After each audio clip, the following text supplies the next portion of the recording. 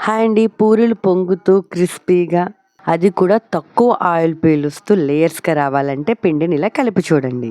1 cup గోధుమ పిండికి ఒక పావు కప్పు వరకు గోధుమ నూక వేసుకొని, లైట్‌గా సాల్ట్ వేసుకొని, తగినంత వాటర్ పోసుకొని, కొద్దిగా హార్డ్‌గా ఉండేలాగానే మనం గోధుమ పిండినైతే కలుపుకోవాలి. ఇలా కలిపిన తర్వాత ఒక 2 మినిట్స్ పక్కన పెట్టి చిన్న చిన్న ఉండలుగా తీసుకొని పూరీలాగా ఒత్తుకోవాలి. పూరి ఒత్తేటప్పుడు ఎప్పుడూ కూడా పూరి మనకి మరీ పలచగా ఉండకూడదు. అలాగే మరీ దళసరిగా కూడా ఉండకూడదు. ఇలా ఉంటే సరిపోతుంది.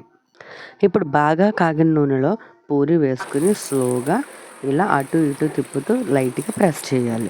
ఇలా ప్రెస్ చేయడం వల్ల ఏంటంటే ఆయిల్ మొత్తం అంతా స్ప్రెడ్ అయ్యి ఈవెన్‌గా వేగుతుంది. అలానే చూసారు కదా ఎంత బాగా పొంగుతుందో. ఇలా చక్కగా పొంగాలి అంటే ఒక్కసారి మనం నూనెలో వేసిన తర్వాత అటు ఇటు తిప్పి కొద్దిగా ఈవెన్‌గా మనం స్ప్రెడ్ చేస్తే సరిపోతుంది. ఇది చాలా చిన్న చిట్కా అండి. ఈ చిట్కా తెలియక చాలామందికి పూరీలు అప్పడాలా వస్తాయి. సో, ఈ చిన్న ట్రిక్ వల్ల మనకి అచ్చంగా హోటల్ స్టైల్‌లో లాగానే పూరీలు ఇంట్లోనే చేసుకోవచ్చు. ఇలా వేడి వేడి పూరీలని ఒక ప్లేట్‌లోకి తీసుకొని బంగాళదుంప కూరతోటి అదేనండి పూరి కూరతోటి తింటే అద్భుత. మీరు కూడా ఇంట్లో ట్రై చేయండి. లైక్ చేయండి, షేర్ చేయండి అండ్ ప్లీజ్ సబ్స్క్రైబ్ చేసుకోండి.